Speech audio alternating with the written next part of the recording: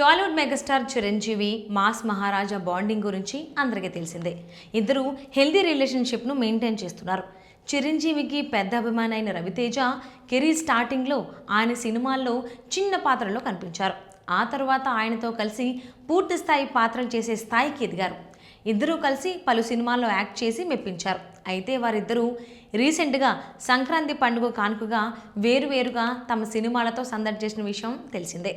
చిరంజీవి మనశంకర వరప్రసాద్ గారు మూవీతో థియేటర్స్లోకి రాగా రవితేజ నటించిన భర్త మహాశైలకు విజ్ఞప్తి కూడా విడుదలైంది. రెండు సినిమాలు కూడా భారీ అంచనాల మధ్య రిలీజ్ కాగా రిజల్ట్స్ మాత్రం వేరువేరుగా వచ్చాయని చెప్పాలి. పాజిటివ్ టాక్ అందుకుని ఫ్యామిలీ ఆడియన్స్ను పెద్ద ఎత్తున రప్పించిన మనశంకర వరప్రసాద్ గారు మూవీ బాక్స్ ఆఫీస్ వద్ద భారీ వసూలు రాబట్టగా భర్త మహాశైలకు విజ్ఞప్తి మాత్రం యావరేజ్ రెస్పాన్స్కే పరిమితమైంది. అయితే ఇప్పుడు రవితేజ ఫ్యాన్స్ చిరంజీవిపై ఆగ్రహం వ్యక్తం చేస్తున్నారు.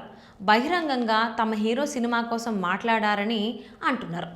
నిజానికి నిన్న మనశంకర వరప్రసాద్ గారు మూవీ సక్సెస్ మీట్ జరగగా చిరు సంక్రాంతి చిత్రాల విషయాన్ని ప్రస్తావించారు. నేను నా మూవీ ప్రీ రిలీజ్ ఈవెంట్లో ఒకటే కోరుకున్నా, సంక్రాంతికి వచ్చిన 5 సినిమాలు బాగా ఆడాలి, మంచి వసూలు సాధించాలి, థియేటర్స్ కిటకిటలాడాలి, జనాలు రావాలి అనుకున్నా. అదే చెప్పా, నా మాటను మన్నించి ప్రజలు ఆదరించారు అని చెప్పారు. 1.5 అటు ఇటుగా ఉన్నా సరే దాదాపు అన్ని సినిమాలు ప్రజలను ఆదరించారు, సక్సెస్ అందించారు. ఆ రేంజ్లో ఆయా మూవీ టీంకు హిట్స్ దక్కాయి. ఇదే మంచి సంక్రాంతి అని చెప్పారు. అయితే 1.5 సినిమా అనేది భర్త మహాశైలకు విజ్ఞప్తిని ఉద్దేశించి చేసిన వ్యాఖ్యలుగా రవితేజ అభిమానులు భావిస్తున్నారు. అందుకే కోప్పడుతూ పోస్టులు పెడుతున్నారు.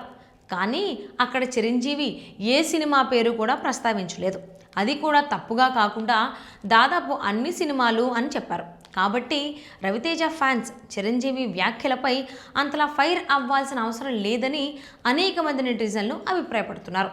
మెగాస్టార్ చిరంజీవి ఎవరిని తప్పుగా అనలేదని, రిజల్ట్ కోసం చెప్పారని చెబుతున్నారు.